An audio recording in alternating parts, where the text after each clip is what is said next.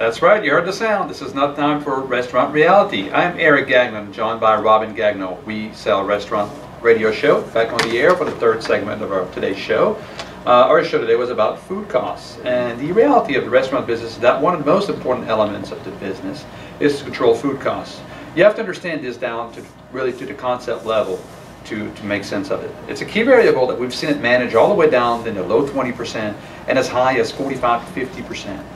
So it's a very broad range depending on some concepts. And Robin, tell us about some trends, some concepts that have higher food costs, some of them that have lower food costs. Well, proteins are always one of the most expensive elements of any restaurant operator's menu. So if you think about those restaurants logically that have high protein or protein dense menus, for example, a Brazilian steakhouse or a white tablecloth steakhouse restaurant, those are going to have lots of proteins and they're going to have higher food costs. So if you're starting a restaurant like that, Eric, you need to be aware that those food costs will be higher. Or if you're buying a restaurant like that from us and you look at a food cost and you say, oh, that's 37 points and I can improve on it, be sure that you're clear about that.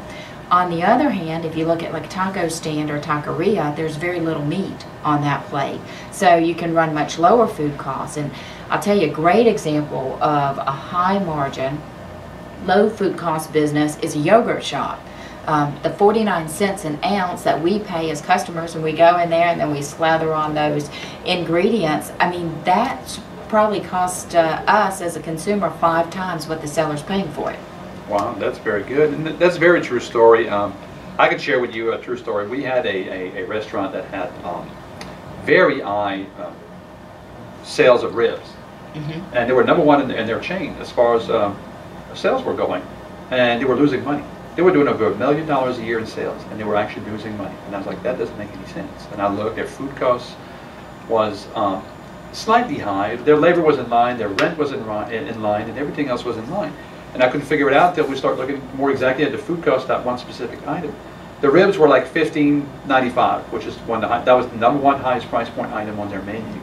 And their food cost was actually on this almost $17. They were losing $1.25 roughly per plate. And when I told that to the seller, he was like, oh my God, I said, you need to tell your staff, stop selling ribs. Sell chicken plates, sell barbecue plates, sell other types of food that were making money. He was actually losing money. He had to raise the price to make money. And he did not realize that until it was too late. He was already a year into it. So you're right about checking your food costs and also looking versus your pricing is very important. It's not because it's the most expensive plate on your menu that is the most profitable plate on your menu. Yeah, and understanding that difference in relationship between sales and costs is critical. And bringing the employees on board. I mean, incentives, little contests, just training them and training them to sell. I mean, we talked about this and we did the bar show a couple weeks ago, but train your employees to sell and love to sell, because that limited time offer that you put on the menu that includes the items or ingredients from the special that the vendor is offering you, I mean, that's where you get everybody engaged in your success as a restaurant operator. You find out that chicken breasts are going to be on special this week from your vendor. Then you go to your chef and you say, I want a fabulous new entree around chicken breast. Then you put it out as a limited time offer. You back that up with incentives to the staff and you teach them how to sell it. And all of a sudden you're putting forward something that has a 22% food cost, and that becomes your number one item versus something where you're potentially only getting, you've got a 40% food cost on it. You're correct. I mean, you've heard it in many shows in the past. Your employees, your servers, whatever you call it, your bartenders, I mean, change their title. They're all salespeople. They must learn how to sell, and you got to teach them what to sell. If you go to a used car lot, that salesperson in the car lot knows which car makes more money on it, and he's going to push you that car first before he pushes you to another car that may be higher price, where his margins are different. So you got to think the same way with your staff. Start educating your staff. We hear that a lot too in all our shows. Educate, and educate your people. Food cost control can go wayside because of waste or failing to bring up sales and comping a lot of food. We heard that today from Libby on our show. Robin, tell us a little bit about some of the things we've seen about wasting food and things like that. Well, it's not only, and I've seen restaurants, and this is what happens when you get into a franchise restaurant where there's a lot of process in place. You go into the kitchen and it's not only this is how you do it, there's a picture of what that portion should look like. So a portion of on a taco plate is, it shows you exactly how much meat goes in that taco. It tells you exactly how many scoops, and there's a visual representation, because it can be something as simple as a poorly trained employee just loading up too much food on the plate. And as Americans, our waistlines, we don't need that extra food to come out of the dining room and onto our plates anyway, because chances are we'll eat it, and the operator doesn't need it because it just drives up his food costs.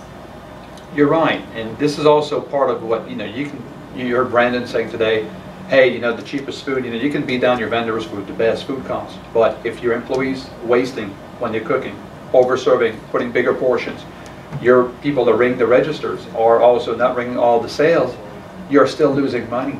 So there's two prongs. We learned today the cash aspect of it that Libby talked about, and the Cisco aspect of it, which is actually the food. So as a good operator, you need to understand both sides of it, that even if you get, hey man, I'm getting my wings for 89 cents a pound, but if they're wasted and there's a lot of theft, that you're still losing money. So that's a very important distinction today that hopefully seasoned operators and people going into the business are learning. One of the types of restaurants that we have to sell right now is we have multiple buffet style restaurants for sale. In particular, we have a brand called Stevie B's, and young families love this concept because you go in, the kids can get whatever they want. I mean, it is a smorgasbord of pizza and pasta and ice cream and everything else. Salads. Yeah. The danger with that, though, is that the food just keeps coming out of the kitchen and coming out of the kitchen, and there's no control over when that food is changed out and it's over-served and overplated onto the buffet bar. That's right. If you're creative about that, you have to have so many things on the bar at certain times. But it doesn't say you have to have a full pizza every time. You can do a half pizza. It can be a quarter pizza. That's going to make a tremendous amount of food costs. Some of the operators that I know in the system have done that and cut their food costs down by 5 or 6%, which actually directly impact your bottom line. I mean, that 5 or 6% is actually profit in your pocket. There's nothing else diluted into that number.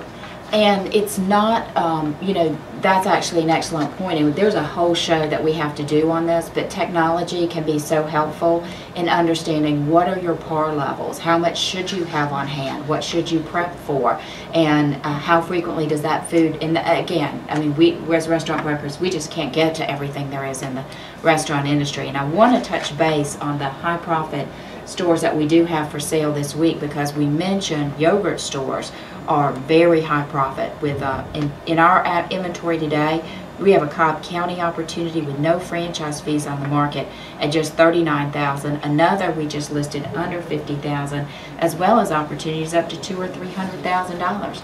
There's just so much to talk about and so little time, and unfortunately that's actually going to wrap it up for the Restaurant Brokers show this week.